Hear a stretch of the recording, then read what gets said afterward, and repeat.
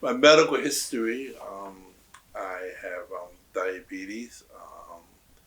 I had a heart bypass approximately like 5 years ago. 8 years. 8 years, alhamdulillah.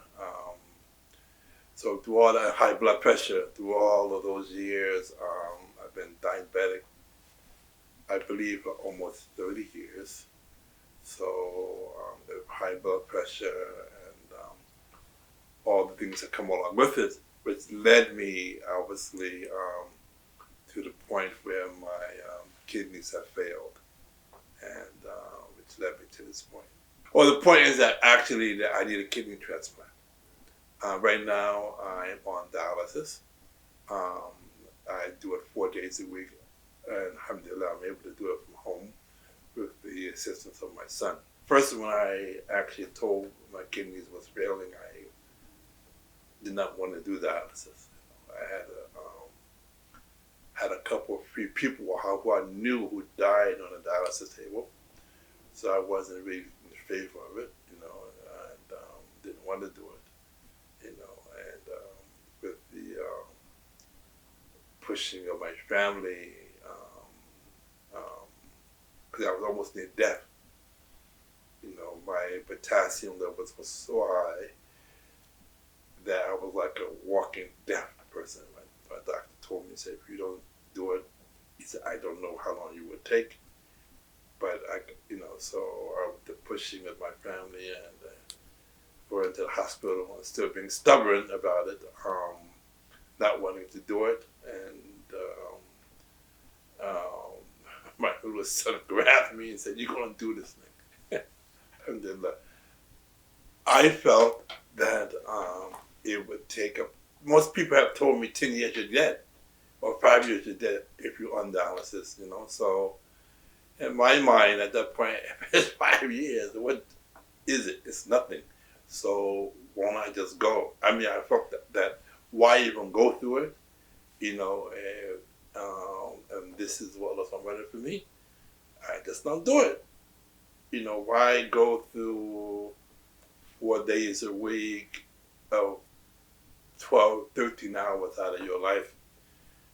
So I wasn't feeling it, to be honest with you. I figured that, so in 5 years, it's nothing. Had enough health issues, at that point that I'm tired of people sticking me, going to doctors, taking pills and this and that, and that's just like, subhanAllah, is it really worth it at this point? And it was my mother, alhamdulillah, who's 91, and said, I don't want to bet, because my eldest brother died approximately 34 years ago of AIDS. So she said, I don't want to bury another son. So I said, alhamdulillah, I said, and people was always meet people saying, if there's a solution for you, it's something you should take it. Why reject it? I mean, you don't know how long you will live, so take it. So my former business partner and my kids and my mother, so I decided I would do it. I went to the hospital, and at the hospital they said that, I was going to walk out actually the first day there. They came into my room, I was very angry with them, and I said, I don't have to do this.